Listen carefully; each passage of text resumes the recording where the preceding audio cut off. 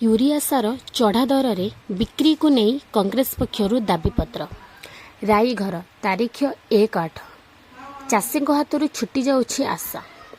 राईघर चलित खरीफ ऋतु में यूरिया सार अभाव राईघर ब्लॉकर शताधिक चाषी लगी दुर्दिन आनी। समय सार न मिलवा भयर चाषी माने अन्याय दर में सार किणवा बाध्य होउछन्ति। फलस्वरूप अनेक चाषी आर्थिक भाव क्षतिग्रस्त होगा सह नाना असुविधार सम्मुखीन होई आत्महत्या पर्यंत करिसेंति बोली राईघर अंचलर स्थानीय बुद्धिजीवी माने मध्य आलोचना करिसेंति। चाषी माने कहउछन्ति जे राईघर ब्लॉक रे थिबा रिटेलर माने सार आसुनाही बोली कहउछन्ति, किंतु सही समय रे अनेक रिटेलर ओ होलसेल डीलर अधिक मूल्य रे सार बिक्री करुछन्ति। साधारण दाम थिबा यूरिया सार को 50 केजी बारादी बस्ता पाई 1000 बा 1200 टंका पर्यंत नेउछन्ते। एहा सह ब्लॉक रे किछि डीलर लाइसेंस नथिबा कला व्यवसायी को सीधा सड़क बिक्री करुछन्ते, जेउ माने प्रति गाँ रे स्टॉक रखी चाषी को मन इच्छा दर रे सार बिक्री करी शोषण करुछन्ते। यही अन्याय ओ अव्यवस्था पाई राईघरर कांग्रेस युव टाणुआ नेता सनराज गंडंग नेतृत्व में ब्लॉक विभिन्न ग्रामर चाषी माने एक शांतिपूर्ण रैली करी ब्लॉक गोष्ठी कृषि कार्यालय पर्यंत जाइछन्ते। सेठारे चाषी शोषण बंद, दोषी कला व्यवसायी विरुद्ध में कार्यानुष्ठान और चाषी को उचित मूल्य रे प्रचुर परिमाण रे सार जोगाइबा पई लिखित आवेदन दाखल करिसेंते।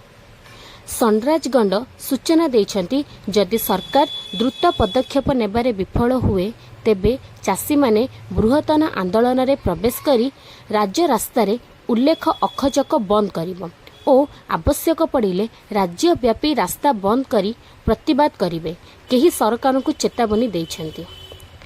एहा छड़ा राज्य सरकार पक्षरु मध्य समय मते सार जोगाण न हेले चाषी अवस्था आउ भयावह हेबा संभावना रही। एथिरे कृषि उत्पादन और अर्थनैतिक क्षेत्र में भारी प्रभाव पड़िबा सुनिश्चित। एबे देखिबा को बाकी रहिला चाषी कूल उचित मूल्य रे सार पाउछन्ति कि नाही एवं गाँ गाँ रे जो सार कला बजारी करुछि सेमानक उपरे कृषि विभाग कौन पदक्षेप नेउछन्ति ता समय साक्षेप। गोष्ठी आम कृषि अधिकारी पाखक आसलु देखु वर्तमान चाषी मान पाखे सार नथिबा जोगु चाषी माने बहुत हैरान हरकत होउछन्ति। आमर ये जो विशेषकर रायघर ब्लॉक रे जो कला बेपारी मान पाखे स्टॉक रखिकी आज रेट रे 1500 टंका रेट रे बिक्री कर जोटा कि आमर जो रिटेलर मान पाखे दुकानी मान पाखे भी आमे जदि आमर चाषी भाई माने सार किणवा जिबे से ऊपर सार आसुना आमे अधिका रेट रु किणिकी आनीचु तेणु ताकू एति रेट रे 1000 कि 1500 टंका आमे बिक्री करूछु बोली से माने कहउछन्ति, जोटा कि आमर गरीब चाषी को पाई बहुत बड़ समस्या। जो समस्या को लेकर आज आमे ये जो कृषि अधिकारी रायघर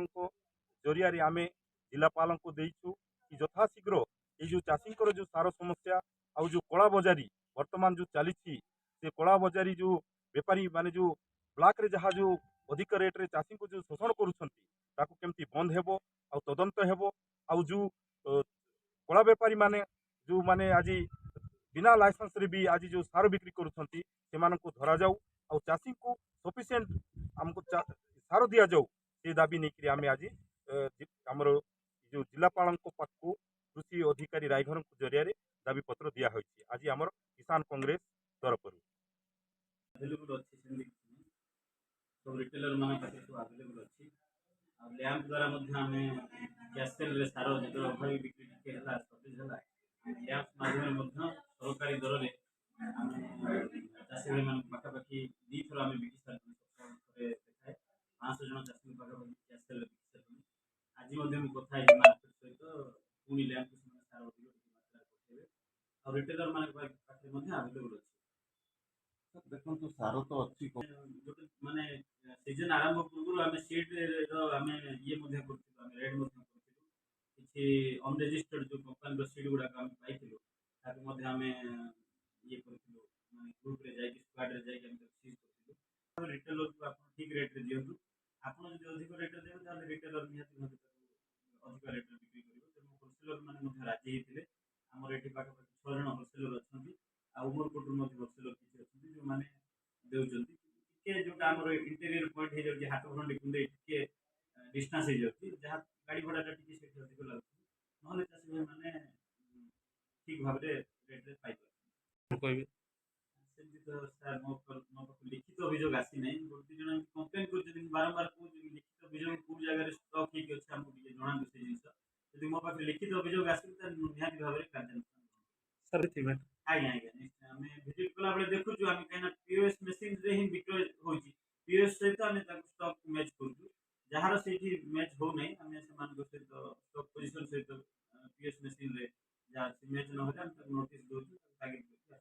ଧନ୍ୟବାଦ। ରାଇଘରରୁ ଲାଳଧର ଦୁର୍ଗାଙ୍କ ରିପୋର୍ଟ, IJB ନ୍ୟୁଜ୍।